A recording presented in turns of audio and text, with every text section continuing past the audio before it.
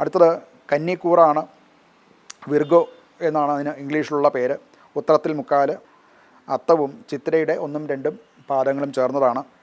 കുജൻ്റെ മാറ്റം ഇവർക്ക് അനുകൂലമായിട്ടുള്ള അതാണ്. മീനത്തിൽ നിന്ന് മേടത്തിലേക്ക് കുജൻ മാറുമ്പോൾ 7ാം ഭാവത്തിൻ്റെ ചില സമ്മർദ്ദങ്ങളും, അതായത് ഭാര്യ വീട്ടുകാർ അവരുമായിട്ടുള്ള ചില ബന്ധങ്ങളിൽ ഉണ്ടാക്കിയിരുന്ന സംഘർഷങ്ങൾ കുറച്ചൊരു ആശ്വാസം അഥവാ അതിൽ നിന്ന് വിമുക്തി ഉണ്ടാകുന്നതാണ്. മെയ് 11-ാം തീയതിയാണ് ചൊവ്വയുടെ പകർച്ച മേടത്തിലേക്ക്. അങ്ങനെ മാറുമ്പോൾ ഈ സമ്മർദ്ദം കുറച്ചൊന്ന് കുറയും.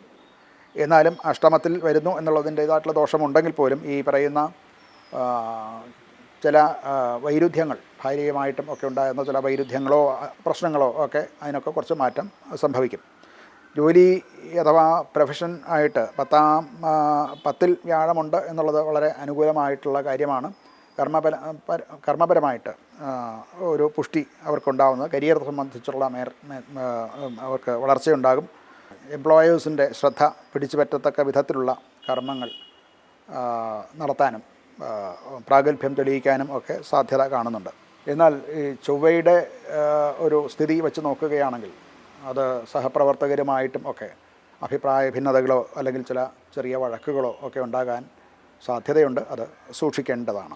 ധനപരമായിട്ട് സാമ്പത്തികമായിട്ടുള്ള ഇത്രയും നാളത്തെ അവസ്ഥയിൽ നിന്ന് കുറച്ചൊരു സ്ഥിരത, അതായത് ഉണ്ടാകുന്ന ചാഞ്ചാട്ടങ്ങൾ ഒന്ന് മാറിയിട്ട് ഒരു സ്ഥിരതയിലേക്ക് ധനസംബന്ധമായിട്ടുള്ള കാര്യങ്ങൾ, വരവും ചെലവും ഒക്കെ വരുന്നതായിട്ട് കാണാവുന്നതാണ് 11-ന് ശേഷം. എന്നാൽ നിക്ഷേപങ്ങൾക്ക് നേരത്തെ ഉണ്ടായിരുന്ന നിക്ഷേപങ്ങൾ അതിൽ നിന്നുള്ള ഫലം ഇപ്പോഴും ഉടനടി കിട്ടുന്നില്ല. ഭാവിയിലേക്ക് അത് സുരക്ഷിതമായിട്ട് മാറും. കുടുംബജീവിതത്തിൽ ഉണ്ടായിട്ടുള്ള പ്രശ്നങ്ങൾ, പ്രത്യേകിച്ച് ഭാര്യ ഭർത്താവ് പരസ്പര ബന്ധങ്ങൾ, ഇതിനൊക്കെ ഉണ്ടായിട്ടുള്ള ഉലച്ചിലുകൾക്ക് താൽക്കാലികമായിട്ടുള്ള ശമനം ഉണ്ടാവും. പരസ്പര ബന്ധം കുറച്ചുകൂടെ മെച്ചപ്പെടുന്നതായിട്ട് കാണാവുന്നതാണ്.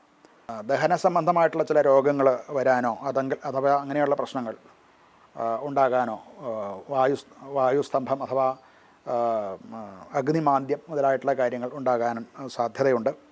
അത് ഉള്ളവർ, അങ്ങനെ ആ രോഗമുള്ളവർ കൂടുതൽ ശ്രദ്ധിക്കേണ്ട ഒരു കാലഘട്ടമാണ്. വിഷ്ണു സഹസ്രനാമം ജപിക്കുക, ശ്രീകൃഷ്ണ ക്ഷേത്രത്തിൽ ദർശനം നടത്തുക, പച്ച മഞ്ഞ നിറങ്ങളിലുള്ള വസ്ത്രങ്ങൾ ഗുരുതുല്യരായവർക്ക് മറ്റും ദാനം ചെയ്യുക. ഇതൊക്കെ സൽഫലങ്ങളുണ്ടാകും. അതുപോലെ തന്നെ പശുവിനെ ഭക്ഷണം കൊടുക്കുന്നതും ഒക്കെ അനുകൂലമായിട്ടുള്ള ഫലങ്ങൾ ഉണ്ടാക്കുന്നതാണ്.